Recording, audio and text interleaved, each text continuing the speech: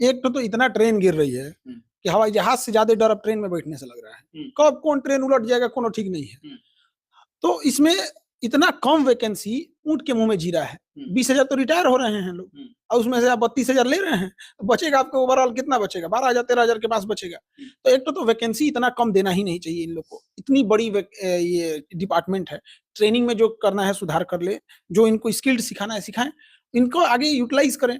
और दूसरी बात की जो आईटीआई और नॉन आईटीआई वाली बात है, तो ये तो खिलवाड़ रेलवे ने ही खुद चालू किया है। 4 साल पहले कर रहे थे, 6 साल पहले, कि हम जब तक आगे से हम बिना आईटीआई वालों को नहीं लेंगे। तो हजारों बच्चों ने आईटीआई कर लिया, लाखों बच्चों ने किया सर।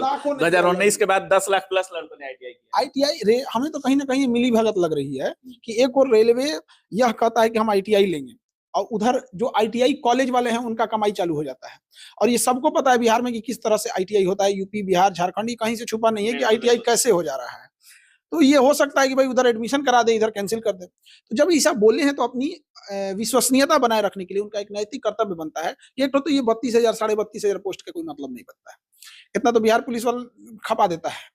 तो इन्हें क्या करना चाहिए कि एक जैसे इसरो करता है, डीआरडीओ करता है, सेपरेट वैकेंसी निकालता है आईटीआई के लिए और नॉन आईटीआई के लिए अलग।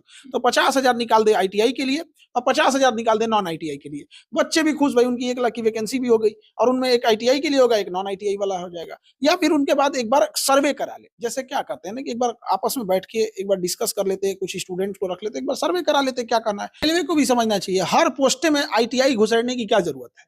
जो नॉन टेक्निकल चीज है उसमें क्या जरूरत है आईटीआई लगाने की। अब जहां जरूरत टेक्निकल चीजों की है वहां आप लगाइए, वहां डिप्लोमा चाहिए, आईटीआई चाहिए। एग्जैक्टली वो टेक्निकल चीजें हैं, जो दुर्घटनाएं इतनी बढ़ रही हैं, जहां जहां टेक्निकल डिमांड है वहां बेहतर ढंग से लगाइए।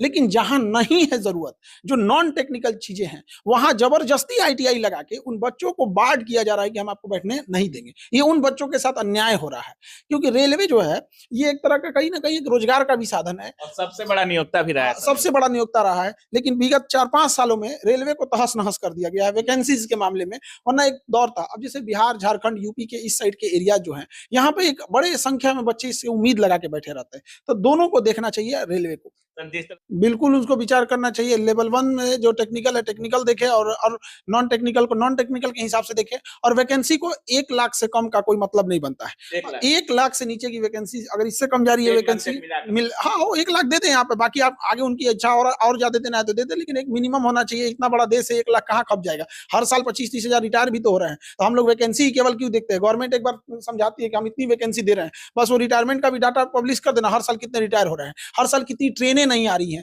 अलग अलग तरह की ट्रेनें आ रही हैं, अलग अलग तरह के चैलेंजेज आ रहे हैं। सर, जिस तरीके से रेलवे पहली बार कैलेंडर जारी किया था सर, और इस बार देखा जा रहा है कि एएलपी की वैकेंसी ही थोड़ा लेट होते जा रही है सर, आपको क्या लगता है? जिस तरीके से रेलवे कहा था, आप लोग भी चेयरमैन के पास गए थे, मीटिंग भी हुआ था, कहा जा रहा था कि हर साल वैकेंसी आएंगी सर, अभी तक एनटीपीसी वगैरह का डेट भी नहीं है। क्या रेलवे कैलेंडर पे चलेगी, हर साल वैकेंसी आएगा सर? ये इन लोग की विश्वसनीयता पे ही सवाल उठता है।